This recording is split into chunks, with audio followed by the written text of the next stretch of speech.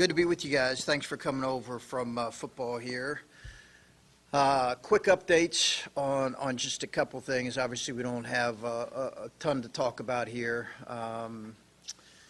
but a few updates on some things here. Hope everybody has had a good start to your summer. It's been good last few weeks to a couple months for our guys. I think they've had a chance to get home and spend some time. All of our returners are here right now, as well as Ibrahima, because of he needed to get here a little bit early. So all of our returners are on campus as of yesterday, and Ibrahima.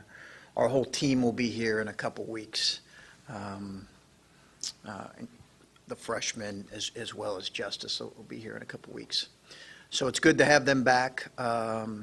Coaches have been getting some time away with their families, spending some vacation time, although as you know, that's always limited for coaches. But it's been a good last couple months here. Obviously, Caleb Wesson went through the NBA draft process, and that was good. I think he received some really valuable information in that process, and I think it was really helpful. As I said in the statement, I thought he and his family really went about that process in a great way.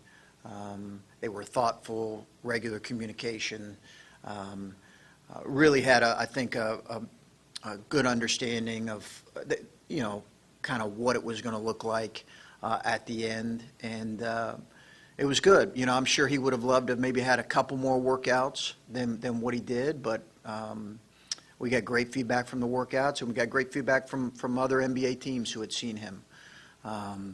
So I think his intent all along was to kind of go through this, but in all likelihood return, and that's certainly been the case. Excited about the addition of Jake Diebler to our staff. Obviously, his hiring here a month or so ago. Jake obviously has great affinity for Ohio State, but more importantly, I'm not hiring somebody just because they love Ohio State.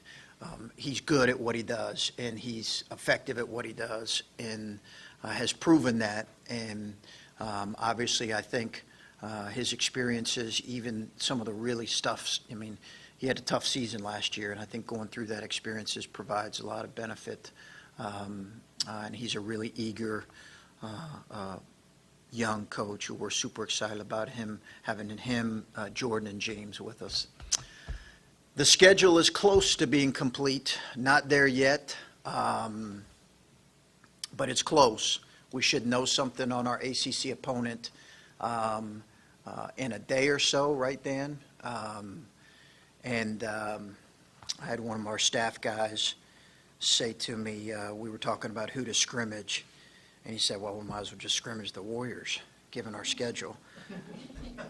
So he doesn't quite align with me in terms of scheduling, and I appreciate that, that differing opinion.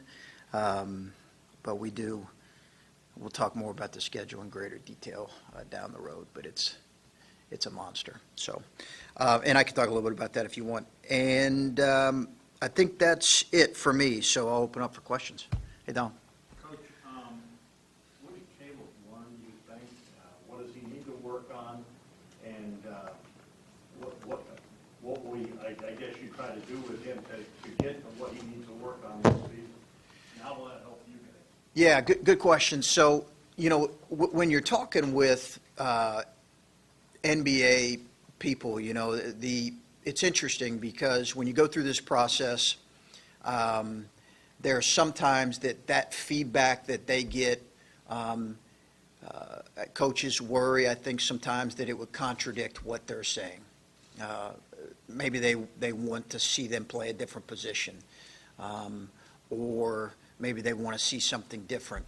In Caleb's case, and Keith, his dad, and I've had a lot of conversations, so much of what they're saying that he needs to get better at really certainly benefits him, but it benefits our team. And it's all the things that he's heard: fitness, defending ball screens. Ball screen defense has become a constant, and he knows that. Caleb knows that. And he did make improvements. There's no question he made improvements in his mobility and his ball screen defense from year 1 to year 2, from his freshman to sophomore year. But those things continued. They like the fact that his skill level is what it is. I think they'd like to see his turnovers go down a little bit more, his rebounding increase a little bit. Not one time did scoring come up. I think they know that he's capable of scoring. That didn't come up. It really came up fitness, ball screen defense. He shot it, I think I'm allowed to say this, really well in his Boston workout. And I think there was probably some nerves in his first workout with Atlanta. So those are the main things. He's talked a lot about adding explosiveness. Is that a big key, or as far as the summer, maybe trying to get a little bit more around the rim? Yeah, I think that's when people look at him, they're saying, okay, where is his lift around the rim? We laugh because, he loves to say, Coach, I'm not Clint Capella. And I'm like, I know. So he knows who he is, but can he increase a little bit in his athleticism? I think that's the goal. I think fitness is tied into that, and I think strength and working with Q is really tied into that. But I also think he realizes that's not necessarily he's not going to completely transform that part of who he is. As a team, you don't have the foreign trip this summer like you did last Right. year. How does that change, I guess, how you approach the summer, and where do you think you are as far as just kind of taking that next step from a maturity standpoint, maybe still being young, but not as maybe young as you were last year? Yeah, I think we may be younger, actually. I'd have to look at it. But I was just talking to somebody who's taking their team on a foreign trip, and there's a lot of benefits to that. Obviously, you can only do it once every 4 years. We'll have to do some things this summer. We'll have to have some good practices this summer. 7 of our 12 available guys are going to be freshmen and sophomores. The good thing is that a lot of those freshmen were able to gain some valuable experience that are now sophomores. Old wins in college basketball, we know that. Look at the teams that advance. Look at the teams that advance deep. Look at the teams who have won the Big Ten. And I would challenge you to tell me, how many of those teams have been really young teams in the last 5-10 years. It just hasn't happened. So we need to get old, but that's going to take some time. We're not quite there yet, but that's kind of how we planned it too. We knew there was going to be a process to getting old. Given that, how important was it to have a guy like Caleb back, who's a veteran guy, played 60-some games, I think, just his experience and leadership on this team? Yeah, well, obviously really critical, but also if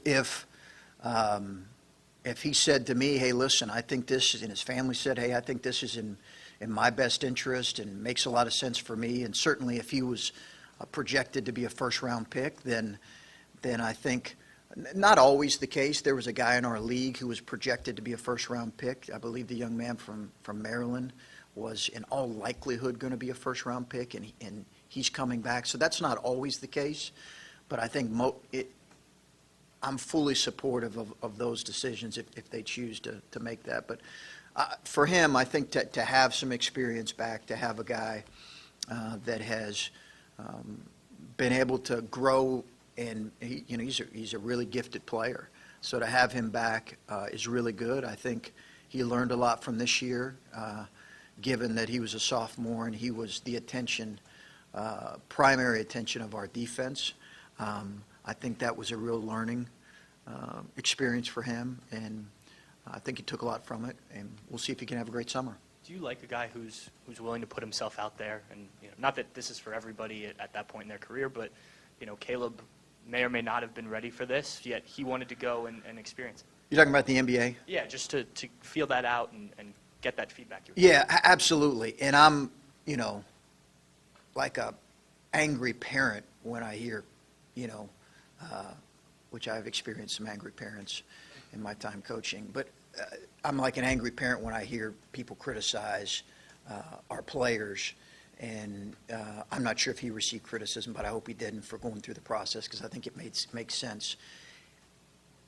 On the flip side of that, if you talk to people, and particularly if you talk to NBA personnel, they will tell you, most of them will tell you, make sure that when you that you don't make yourself available too often. That there is a level of curiosity that is a good thing, and I think for certain players you can lose a little bit of credibility if you're just throwing your name every year. It doesn't make sense for them individually. It just doesn't. In this case, I fully supported it. I thought it did make sense for him. I really did, and I think it was really beneficial and helpful. Chris, Caleb's workouts were with Atlanta and Boston. And there's ties to the program, both those teams, with Chris Gent and then your relationship with Brad. Like, are you allowed to help him get those set up, or allowed to put in a word with franchises to help your guys get workouts? Yeah,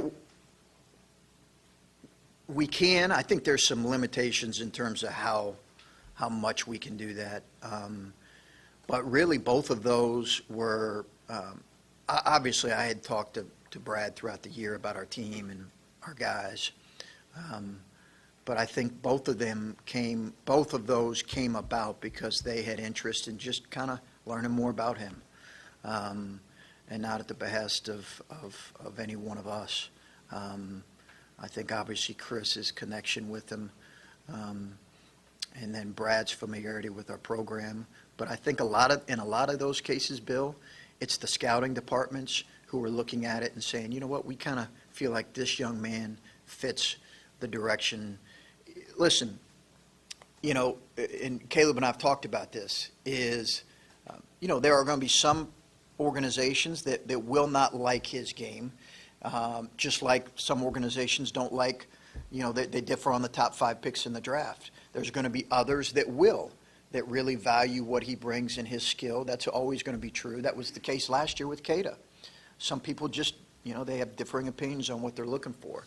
So it just takes one, right? And I think both of those liked him for who he is as a player and who he's growing into. It came out, I think it was yesterday, that you're going to be coaching at the U19 camp later this month.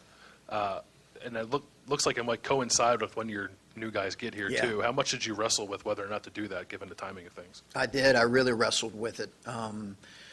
Matt Painter called me and asked me if I would have interest. And, I actually I bounced around a little bit with our staff and said, hey, you think I should do this? This is right after Top 100 camp in Virginia.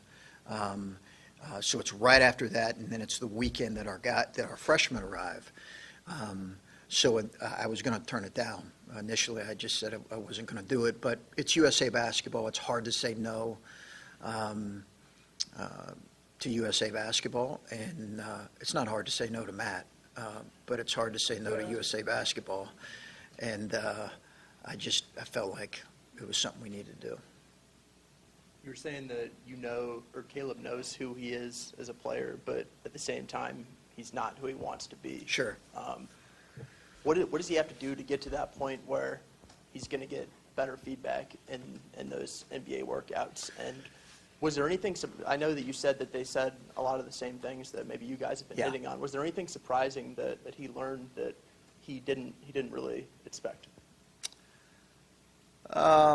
He'd probably be better to answer that too. I think he was in his first workout. He went against a couple guys that are not, and I don't want to put words in his mouth, but that are not going to get drafted. And he was like, wow, these guys are pretty good players, And I think that's always eye-opening for young men when they go through this and like, whoa, that guy's not supposed to. He's not even on a draft board, and he's pretty good. So I think that's always eye-opening for young people. But I think a lot of he's, as I talked about, he's a really smart kid, so he kind of knows. I think he went in knowing, and probably because of how much we had said to him, he knew what they were going to say: fitness, ball screen defense, continue to diversify your game a little bit, grow in your ability to now shoot the line, extend your range a little bit.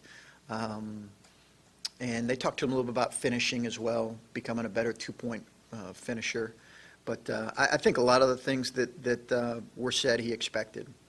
You referenced the tough schedule. I know last year when you went into the non-conference schedule, you thought it would have been more daunting than it was, and you said that this team might be even more young. Was there any intention, knowing that, I don't know, we saw what happened when after non-conference last season, and sort of the wheels fell off for a bit in January and February. Did you want them to be challenged earlier? Was this intentional at all? Some of that might be true. Yeah, some of that might be true. Take your lumps, get feedback earlier in some ways that might be more helpful going into what I anticipate being another really, really good year in the Big Ten, although I think it was the deepest conference in the country. Will it be that way next year? I don't know. But yeah, there was some thought in that. And obviously, we don't have control over who we're playing in the Gavitt games, but I kept hearing Villanova, Providence or Creighton, but I kept hearing Villanova. And I knew they were going to be presumably a top 5, top 10 program. So that's good. But there are plenty of games on our schedule. I think Cincinnati's going to be really good. It's just, I don't know that I've experienced something this early in the season where it's going to be like, whoa, you were getting hit with some significant games within the first 2 weeks of the season. NCAA could be extending the three-point line possibly today. Do you have any experience with the FIBA line as a coach? Just in some international play, yeah. That's about it. For a team that plays through a big man in the post, where three-point shooting is kind of key to help him have to face one-on-one, how does that help Caleb going forward when the line is a little bit further and maybe defenders have? It's going to be interesting to see how the line impacts our game. I think it will certainly create a little more space because everybody's going to be spaced now, or at least 2 or 3 offensive players at a time are going to be spaced behind that, in some cases 4 behind that line. So I think that creates some opportunities. I think honestly it also, shooting, people talk about it really, it's going to be important to have guys that can shoot the ball and shoot it with range, but I think it's also going to be really important to have guys that can drive gaps and deck the ball, because there's going to be more space available potentially.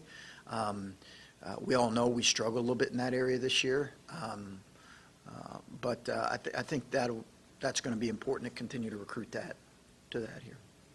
You mentioned Diallo was here Yes. now, right? Could you remind us just on his background? Did he pick up the game in high school?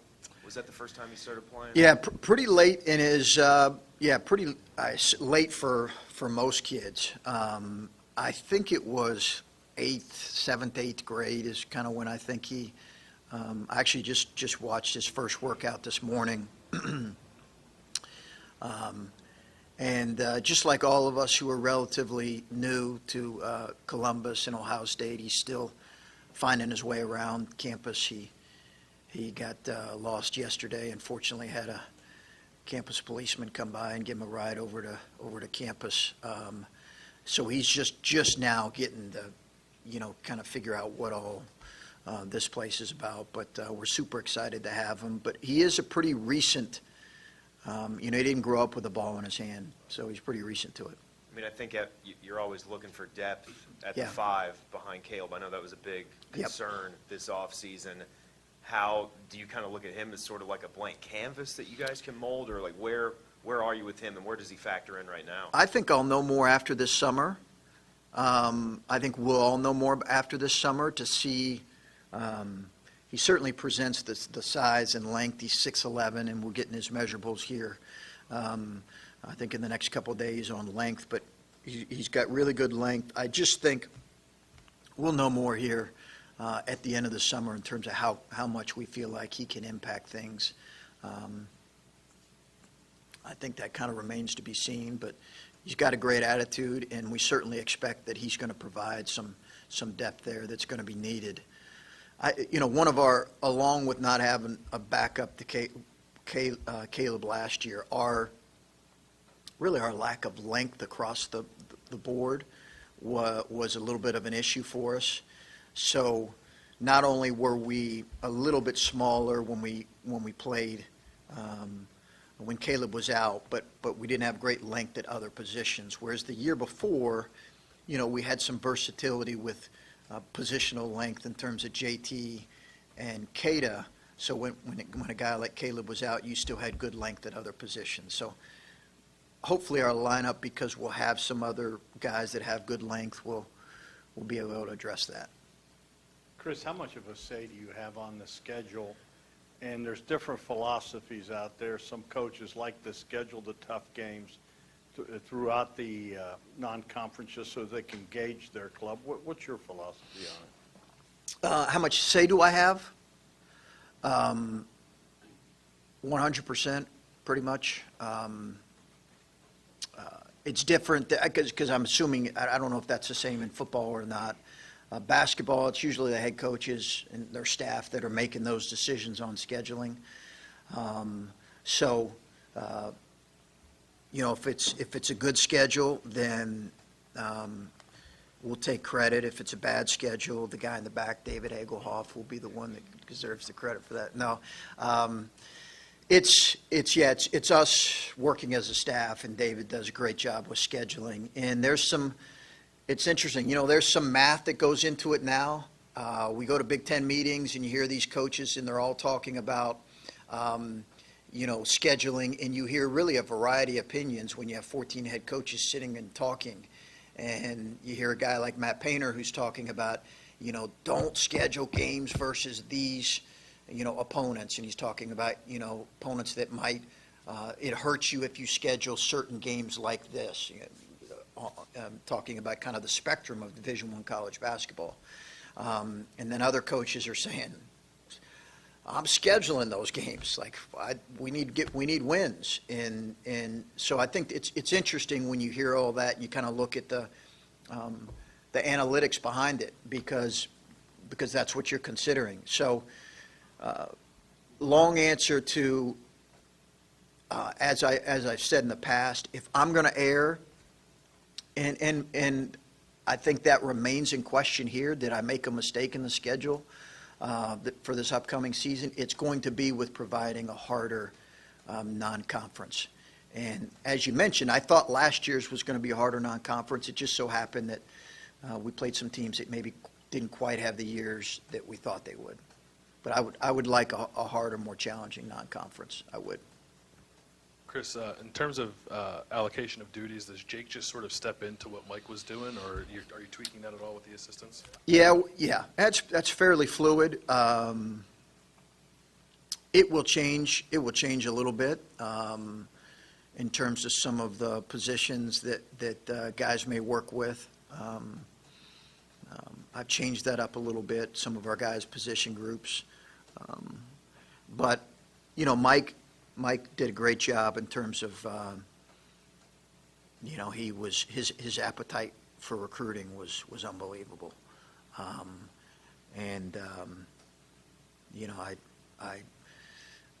always laugh because he would text me, page after page of recruits to text and call, every night. It was amazing. So that's going to be a significant role for Jake, to be a guy who comes in and has that appetite. And based on our research, I think he's prepared to do that. I was wondering about that because where Mike has been, and I'm not trying to compare the two, but just where Mike was in his career before he came here, Yeah. I think he had a wider range of where he could go or where he's been in the past, and Jake has been Midwest, and obviously he was down in Nashville. Does that change your recruiting plan at all, or do you still plan on casting the net wide if there's guys out in California or West Coast or whatever? Yeah, Mike did because of his time at Stanford, so he had a broad network of national contacts. But we certainly will recruit national, but I think we want to recruit regionally really effectively. I think guys are going to recruit where they have their connections and their contacts and where their network is strong. I like the other idea of adding another Ohio guy, but he also has some experience recruiting the Midwest and the Southeast. So I don't know that, Mike had some connections that he doesn't have and vice versa, but I expect that we'll cast a similar net, maybe not quite as wide because of Mike. We may be focused a little more regionally. I know you were, I think, up in Canton, maybe you talked about John Beeline, but I was just wondering if you know Juwan Howard at all and what you thought of Michigan hiring him. Yeah, so I don't know Juwan at all. I had talked to John a couple weeks before he took the Cleveland job, and we actually talked about the Detroit job. And I got the impression then that if Detroit had offered him the job, he would have taken it last year. So I don't think at that time it hit me necessarily that he could be on his way out, but I think it put in my mind that potentially if an NBA job came open, he would take it. And what all went into that decision, he's the only one that know. I know there's been speculation about frustration with some of the things that are going on in our game. I just think in a lot of ways for him it was another challenge and an opportunity he didn't feel like he and his family could pass up. As far as Juwan, it's obviously a really exciting hire for them. I remember watching, obviously, who doesn't remember watching his teams, and I remember watching him in the NBA as well and have immense respect for how he played. So it's exciting time for them. I think it's good for our league, honestly, in a lot of ways, because you have a guy who not only was an elite player, but he's also a guy who has kind of worked behind the scenes for an NBA organization for a number of years. He's prepared, and I think that that was good for our league. As part of that, adding Phil Martelli to that staff, does that kind of balance out the fact that he's never coached a game as a head coach? Yeah, it's interesting. Some guys differ on that with hiring a head coach on your staff. Some people feel like that's important. Some people don't feel as strongly about that. I think that when you have a guy from the NBA that's coming in, I think you definitely need a couple college guys because there's some landmines that you have to avoid, primarily in the way of compliance, that you're just unaware of when you're in the NBA. I think I know Phil a little bit. I think he'll do an incredible job in terms of some of the other things to avoid being a first-time head coach that we all experienced our first couple years. So I would expect that he'll do a great job with that. Chris, are your frustrations with the college game low enough and your challenges here high enough that you're still going to say that you have a strong preference for the college game? I mean, because John seemed like the quintessential college coach. He did. Yeah, he did. And he was so good for our game in a lot of ways. I love our college game. Love it. And I think, Lori, there's so much that people talk about in terms of our game and quote-unquote potential demise of our game, and then you look at the TV ratings and the numbers, particularly in March, and they're the best they've ever been, and one of the all-time rated national championship games, and we have a lot of really, really good people. And I think obviously everybody's with one eye, keeping an eye on what's going to happen in the next year to 18 months regarding all of the NCAA stuff. I have frustrations, certainly, like a lot of my colleagues do, about some things with our game. At some point, maybe I'll get into that. But I love it. I love it. Yeah, I'm fascinated with the NBA game too, but that's more because I'm a coach and I enjoy watching it and studying it and seeing how different, the games are very different, and I'm sure John will see that here. Are you familiar at all with Kevin Warren? And regardless of how qualified and hopeful you are about him, is it a little hard to see Jim Delaney say goodbye? Because after all, he was a guy whose reputation was such that he really put a lot of emphasis on basketball. Yeah, he did, and a lot of it was because of his background. I'm excited about this hire. I'm excited about the commissioner. I think I don't know much at all about him, but everything I've heard has been super impressive. So I really am excited about the hire. Can I ask one more question? Sure. Just a lot of talk today around Ohio State because of what Ryan Day did about mental health. Yes, You've got Coach Q watching out for the physical health of your players. yes. The mental health. You've always seemed to take a very holistic approach to your program. What do you do to make sure your guys are where they need to be in that aspect? Listen, it's a major issue, and I applaud Ryan for getting involved as he is. I think it's a tremendous. I just think it's tremendous what he and his wife are doing, and my wife and his wife had a chance to talk a lot about what they're doing. So super excited to see that and support that in any way we can. I think it's interesting because that is a major issue for athletes. Mental health has become more and more of an issue in the last 5 to 10 years for our current athletes. And however you would like to speculate on whatever that is, and what are the causes. And a lot of people point to social media, and I think that is a real thing. I think social media is, and it's a major concern for me with the 9-year-old. I think it is a significant contributor to the struggles in the area of mental health with some of our athletes. And I know many of you are on social media in here, and good for you. I don't follow any of you.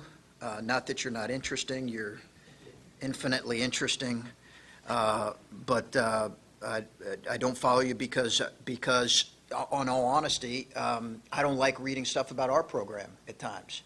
And part of your job is to be objective, right, and critical at times, and that can create some degree of resentment. And so I just have never followed our local staff as good as they are. But it's a constant conversation with our players about mental health and the role that social media plays in that. And we're bringing in some people this summer actually to delve into that in more detail. One more about sort of the future of the sport. You said obviously the TV ratings are great and the sport will be fine, but like when you see like RJ Hampton going to New Zealand and the number of underclassmen that Yeah. are leaving and not going to the NBA but just ready to sort of be done with college, does that concern you at all about the sport? And is there anything that you see as being something that would be helpful down the road to maybe sort of stem some of that tide as far as guys leaving but not going to the NBA? Yeah, it's a significant issue. There's no denying that. That your ability to manage your roster in a day and age where it's not like it used to be when we used to watch college basketball and you would identify with guys for 3 or 4 years in a lot of cases. And as a head coach, you're constantly trying to project what is your roster going to look like in the next year or two. And in college basketball, roster stability is up there in terms of recruiting and scheduling with some of the most important issues that you have to be on top of. So it's a significant conversation that we're having with our staff, because I do think that the number of guys that will professionalize, and we're not talking strictly the NBA, right, but the number of guys that will professionalize will probably increase. And there are different paths to the NBA. And then there are situations where guys are just going to say, hey, we're going to professionalize because there are different ways to be a paid pro athlete. So managing that, and that's part of the reason we'll almost always have a sit-one transfer on our roster, in some cases two, because it stabilizes your roster in a day and age where there can be a lot of volatility. And sort of against that backdrop, where you have a guy like Andre Wesson who has been through just about Yes. everything everything possible with this program since he got here, how much are you leaning on him this summer, and how important is he to what you guys might do this season? He's going to be critical for us. Andre's, as I've said, he's a great example of a young man who's just gotten better every year and really provided some great leadership for us last year. We're not in the NCAA tournament without him. And I think he's got to take the next step as a player and as a leader, and we've challenged him in that area. I think that is a significant area for us. Listen, we all know that this is a critical summer for us in a lot of ways because we have a young team. I am excited about the fact that we have, Andre, who's certainly got some experience and shown some ability to do some things, and then a couple other guys that have shown the ability to lead. C.J. Walker's done that, Caleb and some other guys. So, but it's nice to see a four-year guy, and it's nice to see him continue to grow as a player. When you talk about roster stability and bringing in a sit-one transfer, did you think about that before bringing in C.J. Walker, or is that something that you've sort of realized could be beneficial to the future? No, that's been a thought of mine for the last couple of years, and I think with each passing year, I think about it more and more because of the volatility within a roster. It's a variety of things, right? It's professionalization. It's the reality that you're probably going to have a transfer at some point. So you're figuring out all those things. But yeah, I thought about it with CJ as well. And then just with Justice, bringing him in, what attracted you to him? And did you think that going to California would be your next move for a transfer? Yeah, not really. We did not. What we honestly did is sat down and did a lot of video work and looked at what our needs were going to be, and then really tried to work the phones. We had a limited previous connection with him. Schrage had recruited him a little bit, but you could say that about most everybody who's playing college basketball right now. And Jake Diebler had a little bit as well. So there's a little bit of a connection. But honestly, we just watched him, and we really felt like, and I feel like for this year's team, I have some of the same concerns. And we felt like we needed a guy that had the ability to get to the paint and create free throw opportunities and be a presence, a physical presence. And he's been able to do that. And it was right there at the end in terms of did he want to stay, because Cal was an option as well, staying at Cal. Did he want to stay out on the West Coast or come east? And we're excited to have him. How are you taking to the new recruiting rules just in general and the ability to go to the NBA camp, which attracts a pretty good collection of players? Just are you excited about what you might see there? Yeah, it's going to be interesting to see what this summer looks like for us all. I think some of the changes have been good. It's added more recruiting opportunities for coaches, which I think there'll probably be some pushback in the future in terms of, do we need this many more days? But I'll be interested to see after the summer. I think we'll have a better feel for kind of what the changes look like. Everybody's going to be converging on Virginia next weekend, so that'll be interesting. The NCAA pitched this one part of it back to the state association. And it sounds like June 29th at Capitol, they're going to have a pretty good event with what I've seen already, over 100 players from the state of Ohio, 700 schools in Ohio. Just how important is it to have a comprehensive event?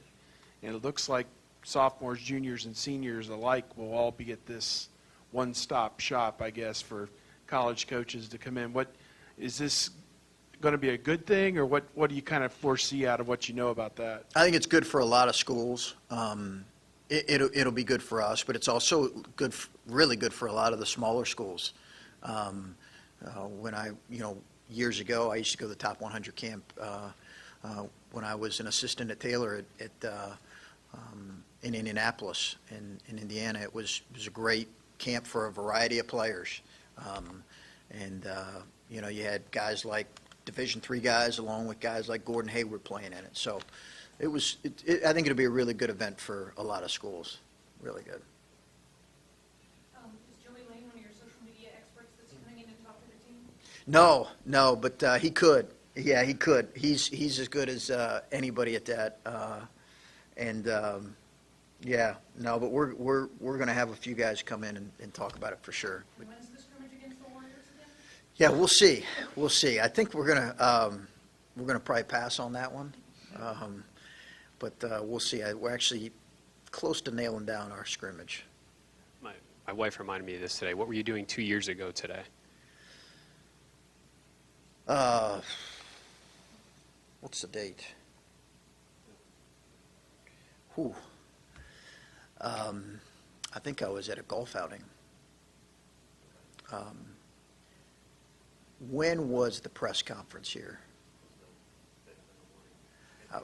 I was at a golf outing in Michigan, raising money for Greg Campy, who's a head coach at Oakland, for kids' cancer research, and was on the 17th hole, and was about to hit a shot, and had some guys, it's a bunch of coaches, it was coaches there and media people and other people, had guys on the other hole yell over, "Hey, did you hear? What do you think about that, Chris?" And I just kept my mouth shut and hit my ball. Not very well. Not very well. Yeah, not very well. But it's been interesting because I was thinking about this the other day as I was walking through the airport. That certainly this is our second full summer here, and you feel a lot more comfortable, your second full summer with everything. And I used to get startled when I'd walk in the airport and people would shout OH at me.